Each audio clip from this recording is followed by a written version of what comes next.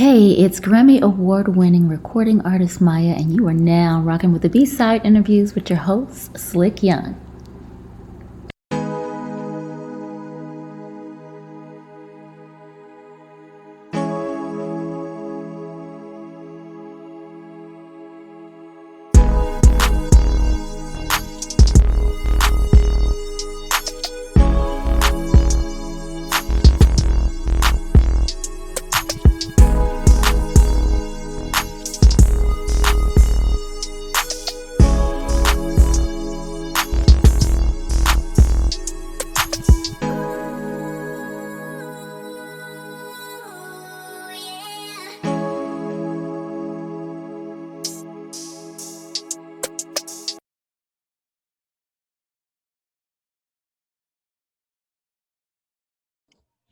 Three, two, one. What up, world? You're now tuned in to another episode of the B-Side Interviews. I am your host, Slick Young. I got my partner in crime, Mr. Christopher Evans. He's with me, Miss Reality, Mr. Ground Beef Washington, which are also our co-hosts. They got the day off, so they won't even be in today. But still gonna be amazing. Great show. I got an amazing guest this evening. What more can I say? Beautiful, talented. I think she broke my heart in '95, but that's a whole nother story. I'm not a heartbreaker. So without further ado, Porcelain, how you doing? Oh, good. How are you? I'm pretty good. I'm actually pretty good. I was a little bit under the weather, but I had to get up for this interview. It was nothing that was going to stop me from doing this. Oh, thank you. And that's why we're missing some of our other interviewers because just not feeling too good. Oh, I hope that, okay. Well, let them quarantine and feel better and, you know. Actually, speaking of that, Mr. Ground Beef Washington, he is in love with you. So can you send him some well wishes because he's in love with you? Okay, tell him I said hi. I'm blowing some kisses to him. And I hope he gets better and feels better.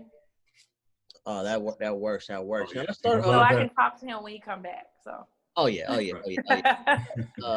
Let's start from one of my favorite songs, Lois Lane. A lot of people didn't really, for me, in my opinion, a lot of people were sleeping on that song. I loved it. This was something that my cousins and aunts and I just grew into that song. So give me a little bit on the process of how you came about that song. Lois Lane was one of those records that I had released. I released a song called Real Thing Don't Change, which was a little bit more on the inspirational side. And I said, you know what? I don't want to go too far away from who I am, but I do want something that's going to be a little bit more relatable to women and really resonate with women and men too. And my friend was in the studio.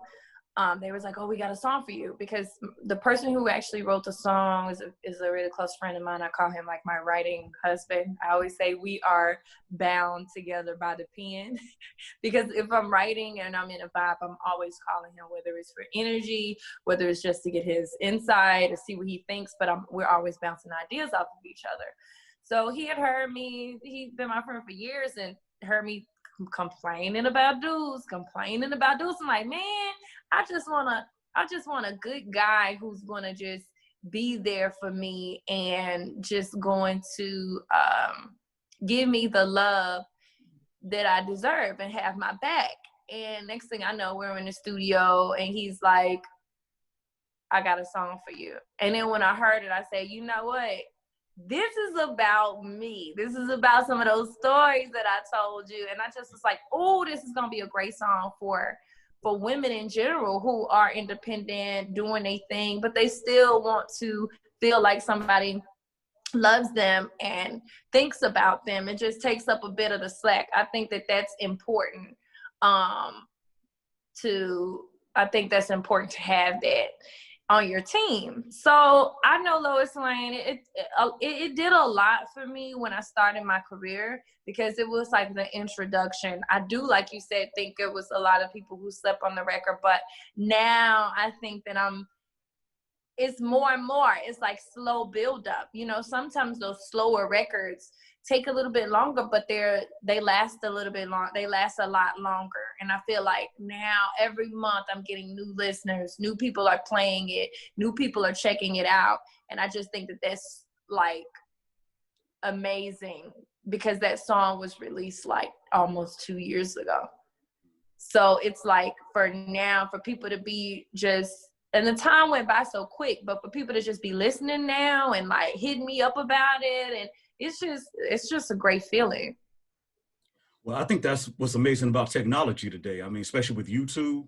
I mean, there's artists who I've loved since the 90s, and then I'm going on YouTube and I find a song like, I didn't even know they dropped that, but it'd be like something I love, but it came out years ago.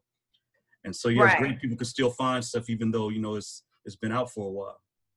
Yes, that's so true. And it's like, and nothing now, it's like so much old stuff is coming back. Either it's being redone, or people are pulling up songs like, oh, this is a bop, I did not know. And there was trending songs that came out years ago. It's like now it's an intro, and people are able to keep their legacy alive and just keep building and building. And I think that's really great that people are just so versatile and they want variety now. So nobody cares whether it's new or whether it's old. They're going back and listening to stuff that came out 10, 15 years ago. Like, oh, I never looked at this. I mean, even honestly, and I was talking about this with a friend, even like them bringing back shows like Moesha and Girlfriends and stuff. It's young kids, millennials looking at that like, I never knew about this show. So now it's like reintroducing it, and Brandy is being introduced to another audience and so many other people. So I love it. I think it's a great thing. Exactly. Yeah, like you said, my young niece, she loves Martin. I grew up on that when I was a kid. And so what do you know about that? Yeah, now she's on it. No, I absolutely agree, because I always like to go back to a lot of hip hop heads. We were in the hip hop generation. A lot of hip hop heads didn't understand Reasonable Doubt when Jay-Z put it out until it was like 5 or 6 years later, and understand how amazing Reasonable Doubt was.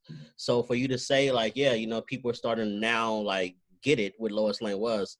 Like I said, it is amazing to me. Did you find a Superman though? That's the question. Did you find your Superman? I don't believe that. I believe that you have to kind of build that. I think that right now, music, because nobody really has it all. I think communication is important. And working towards something as a team is very valuable. And honestly, right now, Superman wouldn't even want to deal with me right now, busy as I am. He'd be like, girl, you call me when you get time. Because I'm always like, I'm busy, I'm doing something. So I don't know. Maybe I missed him. Okay. Let's fast forward now. Mood Rings. Let's talk about Mood Rings. Mood Ring is an album that is really, really close to my heart, just because I wanted something that showed variation, something that showed versatility, and really gave a bunch of different sides. And to be totally honest, I was like, I'm a mood. When I dress up, I feel like I'm a mood. Like my hair would be a mood, my vibe be a mood. And sometimes, like, even when I'm not styled, I'm in a mood. I'm a mood still. And I was like, you know what? I want to put something together that really signifies that and really defines me as a person. And I was kind of writing, and I was like, mood ring. And then I ended up connecting it to the fact that the way I was writing my songs, that the stories were super connected. Like they sounded like this would be number one, this would be number two. And I kind of was like, wow, I'm not doing that on purpose. But the way it's coming together like ups and downs in a relationship, like good moments, because you go through happy stages, vulnerable stages, questioning yourself, insecurity, pain, anger. And I realized my songs were going through that motion. They were going through the motions. Because really people, even if they say they're not writing from a personal space, the reason you connect with it is because something about it connects with you on a personal level. So as I'm writing, I'm like, wow. And then my friends are like, oh, this is toxic. This is dark. And I'm like, I'm not even a dark person. But the things I've been through in relationships, I wanted to be real about it, because people need what's real. You know, the whole fantasy, we're not living in a fantasy. We know things aren't perfect and things aren't great right now. So I wanted to give people something relatable, and that's how Mood Ring came about. That's wonderful. No, that's dope. I can totally relate to that, because actually I put out a poetry book years ago, and I let my dad read it. And it was a combination of like all these emotions I've been through from like my teenage years, probably up to my 20s.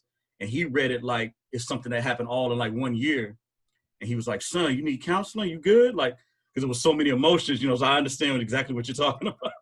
Right. Yeah, people be like, oh, that's so, like, oh, can you put some happiness in there? I'm like, man, I'm being real. I'm not trying to sound, because in the album, there are little jewels of happiness and self-worth and joy, but I'm not gearing it towards, oh, I got too many real songs about real life problems, so I'm gonna put something in here that's trendy and cute so people don't get oh, she dark. The thing about it is people either gonna say you real or they're gonna say you make trend records. I don't want people saying I make trend records. I want people saying I make good music. There's a difference between the two. Trend records I hear and then they're like gone. But if somebody like Lois Lane, that song was playing 2 years ago, it's still playing today. It's still spinning. It's still being streamed because it's a real song that resonates with people.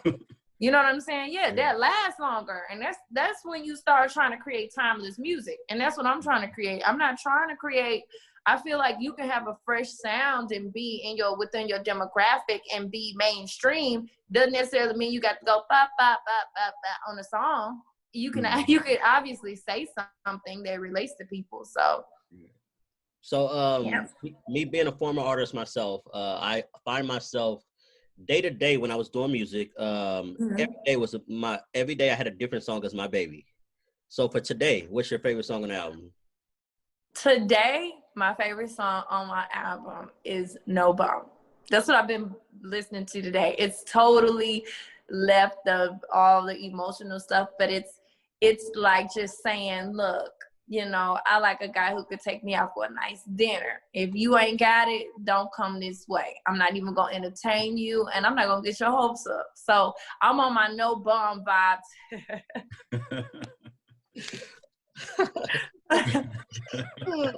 I'm a mess today.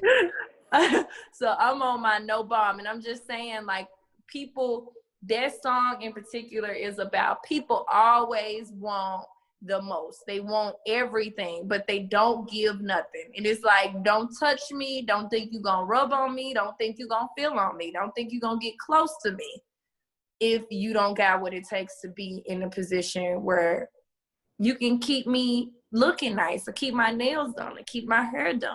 No, we don't need to talk. But no, I totally get it, because I mean, probably in my 20s or my 30s when I started my business, that was my focus. I was just grinding, hustling. And I lost out on probably some good relationships because they might have been interested, but I knew I couldn't. My focus was on myself. Right. I didn't pursue those relationships. And I think it was for the good, because I wouldn't have been a good boyfriend at that time. Right, because they would have been mad if they couldn't get no steak and potatoes. Yeah, I'm not putting myself on somebody else.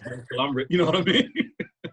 They would have been upset. Like, yeah, because people say they want, of course you want love and commitment, but you also want to be able to go out, you know, enjoy the relationship, you know, hey baby, you know, get your nails done, get your hair done, you know, I got you a nice, you know, something just, that's a part of a relationship. Like, I mean, if you go look it up, most marriages end because of financial struggles. So, I mean, people can say, oh, that's superficial, that's this, and then nah, that's stability, and you need stability. So it's kind of like what you're saying with me. I'm getting myself together because I want to have something to build from. I don't want to argue about money, about I can't go get this and that. I want to have that with someone. So now, with the status you are in and with the life you live, been in the industry, could you deal with a regular guy, like someone who may work at a Denny's or work at, you know, he bringing in money, but he regular though? No. I say that not because it's a bad thing. I want somebody who is in the field that I'm in, or in a field that demands more, because if we're both in fields that demand more from us, then I don't get a lot of questions and pushback when I have to go take care of my business. Right. When it's somebody who works a regular job, they don't really get that these hours are really like all the time. So it's not like, hey, at 9 o'clock, I'm going to shut this down. No, they got to understand trips out of town. And it's not going to be always a position where they can go. And I want them to be with somebody who understands. I'm not going to say I can't date a regular guy. I'm going to say I want to be with someone who understands what I do. Because if you say, oh, I get it, and then you're like, you're in the studio with who? Yeah, what y'all doing? And you calling me a million times, I mean, you don't get it. Like, you don't get it, that this is a job for me. When I have to leave and I have to be gone for 2 weeks and 3 weeks, that needs to be understood. And people who don't typically do what we do, or just entertainment business, they don't understand why we don't have certain time, or why is this taking all day, or why. And I don't really want to be in a position where I got to make somebody get it. You know? I agree, because I totally understand. I agree 100%, because I mean, in previous situations I was in, I would be in a studio, and I will always, your significant other doesn't understand when you up and coming and you trying to make it. If us being in California, one of the biggest radio shows, we would love to be on this Big Boy in the morning, Power 106. Now he's on 92.3 The Real. If Big Boy called me at 2 in the morning, I'm going. Right. Your significant other don't understand that. Right. Why you going all the way up there for them? You supposed to be at the house. Like, if you can't understand it, then no. So I totally respect your answer. I know we got just a few more questions. I asked you what's your most vulnerable song on the album? The most vulnerable song would be Better Decisions. Better Decisions is just like one of those songs where you're like, this is just a game for you. This is real for me. And when you're not around, I actually make better choices for myself, because when you're here, I don't do what's best for me. I'm too busy thinking about you. I'm too busy putting your emotions and your feelings before my own. But when you're not around, I'm actually better, and I'm actually good. So, they say if you better without somebody, you might need to get rid of them, because you want to be with somebody who can help you grow. So Better Decisions is my most vulnerable record. Well, I got to touch on this, because out of music in general, Stevie Wonder is my GOAT. And so when I saw that you were releasing a song featuring Stevie Wonder, and then I just watched it this morning. Great video, by the way. Thank you. There's actually two questions related to, you're welcome. 2 questions related to the video. So first, what was it like having a track with Stevie Wonder featured on it? And I'll let you answer that, then I'll follow up with the second question. It's amazing. Like, it's no other word to describe it. I'm a new artist, so him seeing something in me means a lot. I mean, he's been in Motown since he was a young boy, and he's been around Michael Jackson. He's probably written songs for Michael Jackson. He has credits with everybody. So it's like, for him to now add me to the roster with the best of the best, it just feels, it honestly feels surreal for me, because it's like knowing that it's beyond that, and he's actually a friend of mine and somebody who mentors and cares for me. It's just a different feeling when somebody is enriching you and nurturing you in that way. And I'm happy to have him a part of the project, because I have to remind myself he's Stevie sometimes, because he's too cool. I'm like, golly, you just too laid back, too fun, too pot. Like, what? Like, I'm like, oh, this Stevie. Hold on, y'all. Let me see what he wants. Now you're making me jealous, because I'm telling you, I love Stevie Wonder. Like, I've been to 3 concerts in the last 5 years, probably the last 6 years. I've been to 3 concerts, and so I kind of feel what you're saying. Like, he is so down to earth at the concerts. Yeah, and I saw him in concert. I went to his Christmas event, and I also did a show with him. Yes, the one you went to, it was so good. Yeah. I performed with him in 2017, and we did a duet on my first show because he was like, I want to do a song with her. And, you know, to continuously get that love and that respect, it's like, man, you feel like you've been signed, sealed, you know, you've been signed, sealed, and delivered. That's it. It was Stevie say, you good. You good. So it's like to get that and to see him and his personality in action and know that that's actually real, that's an amazing feeling, because you know, you don't assume that people are going to be like they are on stage because you think it's just simply performing or entertaining. But the fact that he is everything he was on stage when you saw him, when I met him, that's a dope feeling. Like, that's, you know, I'm expecting more and more amazing things, and to just be a part of his life and look at how he creates things, and just really soak up as much knowledge as I can. Yeah, that's great to hear.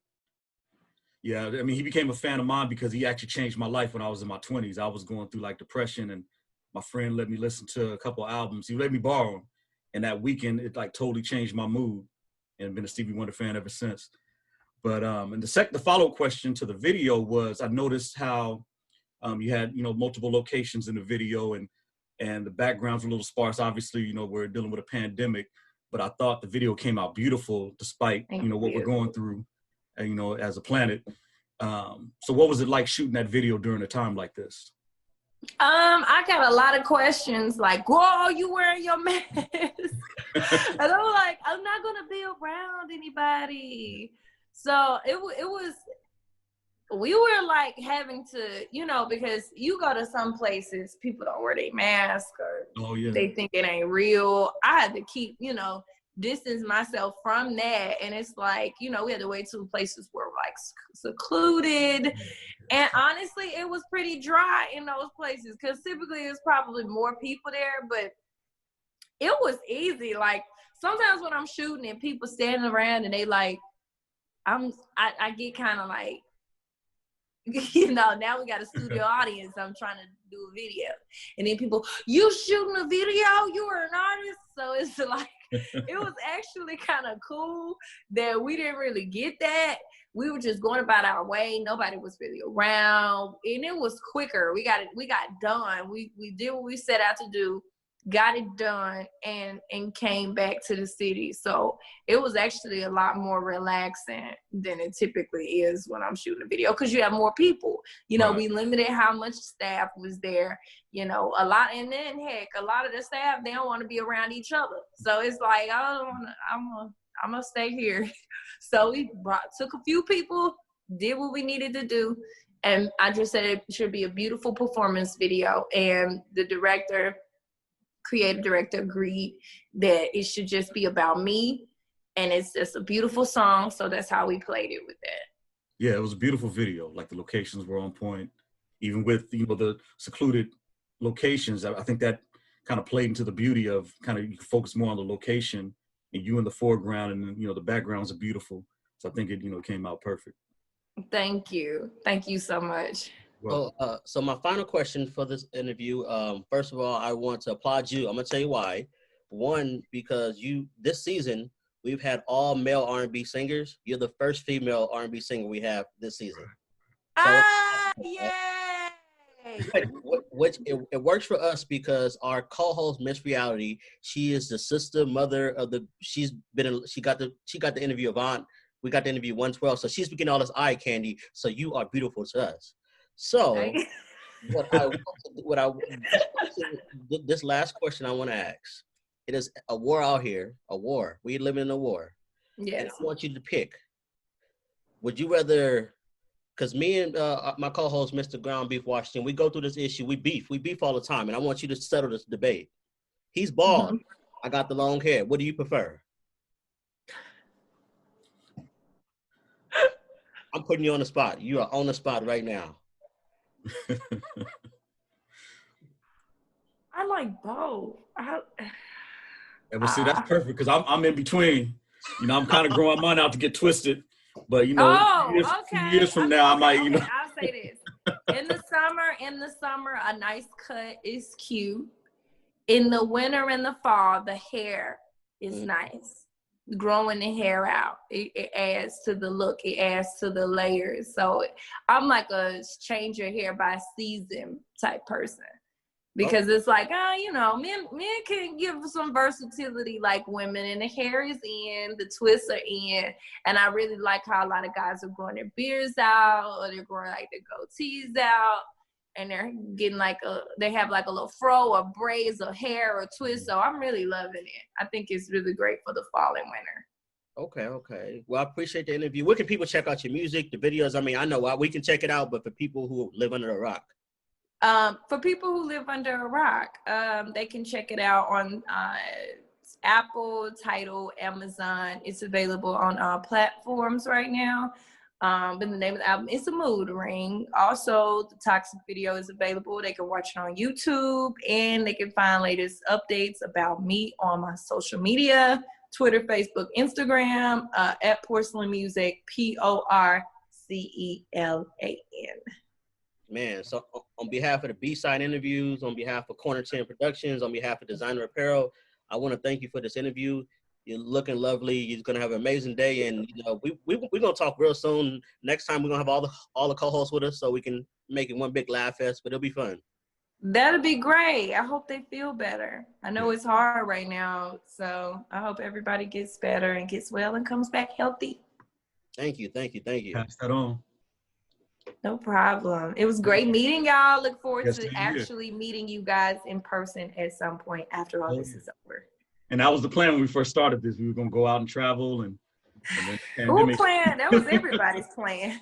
Where you actually located, real quick? I'm in Memphis. Okay. Memphis, Tennessee. Yep. Okay. It's my city. One of the cities on my list. I got a check-off list of cities I want to visit. So come through, get you some barbecue. I'm finna eat some. My friend just came back last year. So when a team come to Memphis, can we sleep in your guest room, or we gotta get? That's a lot of people. Look, I ain't trying to bring the I don't know. We got some nice hotels downtown, though. Have a good one. Sir. Take care.